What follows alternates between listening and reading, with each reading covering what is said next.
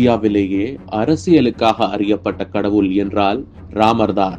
ஆனால் தமிழகத்தில் விநாயகர் அந்த இடத்துக்கு எப்படி வந்தார் என்ற வரலாறு தமிழகத்தின் கருப்பு அரசியல் பக்கங்களில் ஒன்றாக இருக்கிறது. இதை இன்று திரும்பி பார்ப்போம். பெரும்பாலான தமிழக மக்களால் கொண்டாடப்படும் விநாயகர் முழு முதற் கடவுளாக இருக்கிறார். எந்த ஒரு நல்ல காரியத்தை செய்ய வேண்டுமானாலும் அவரையே நம் மக்கள் முதலில் வணங்குகிறார்கள்.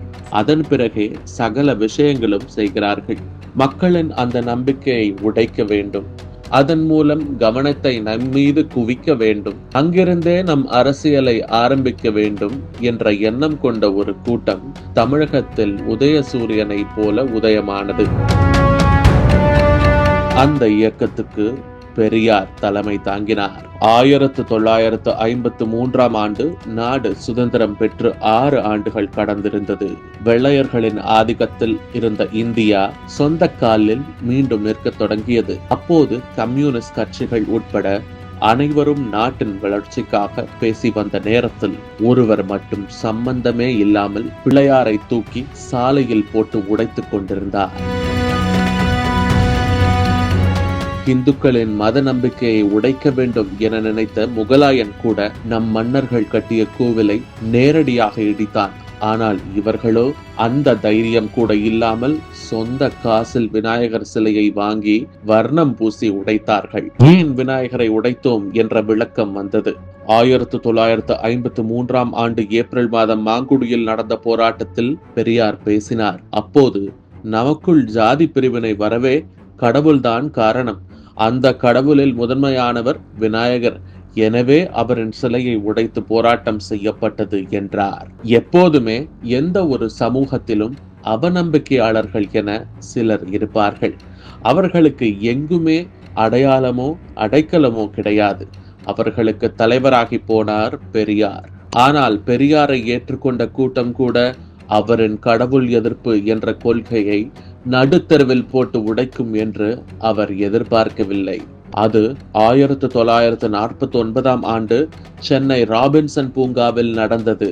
திமுக என்ற அரசியல் கட்சியை தொடங்கிய பெரியாரின் மூத்த சீடன் அண்ணாதுரை தனது கட்சியின் கொள்கை பிரகடனமாக ஒன்றை அறிவித்தார். பிள்ளையாரையும் உடைக்க மாட்டோம், தேங்காயும் உடைக்க மாட்டோம் என்றார். பெரியார் வாழும் போதே அவரின் கொள்கை தூக்கி வீசப்பட்டது. சொல்ல போனால் கொள்கை தலைவனாக இருக்கும் பெரியாரை முதலில் போட்டு உடைத்தது அண்ணாதான்.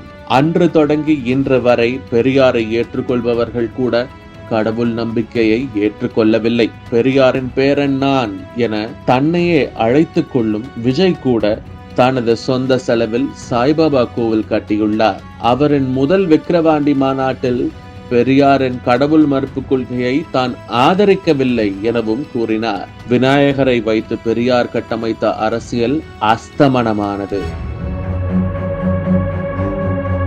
பெரியார் உடைத்த ஒரு பிள்ளையார் சிலை இன்று தமிழகத்தின் மூளை முடுக்கெல்லாம் லட்சக்கணக்கான விநாயகர் கோவில்கள் வந்துவிட்டன. பெரியாரின் ஆட்சியை தருகிறோம் என்று சொல்லும் திமுக ஆட்சியில் கூட புது திட்டம் தொடங்கும் நிகழ்ச்சியே கணபதி ஹோமத்துடன் தான் தொடங்குகிறது.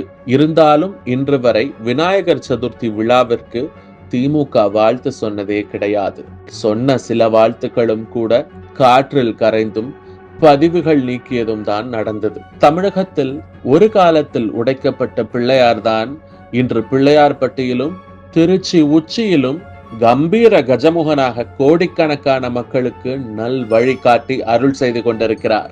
சிலையை உடைத்த பெரியாரோ நேற்று வந்த சீமான் வரை இழுத்து போட்டு உதை வாங்கும் கதாபாத்திரமாக மாறியிருக்கிறார். இதுதான் பெரியவர்கள் சொல்வார்கள், அரசன் அன்று கொள்வான், தெய்வம் நின்று கொள்ளும்.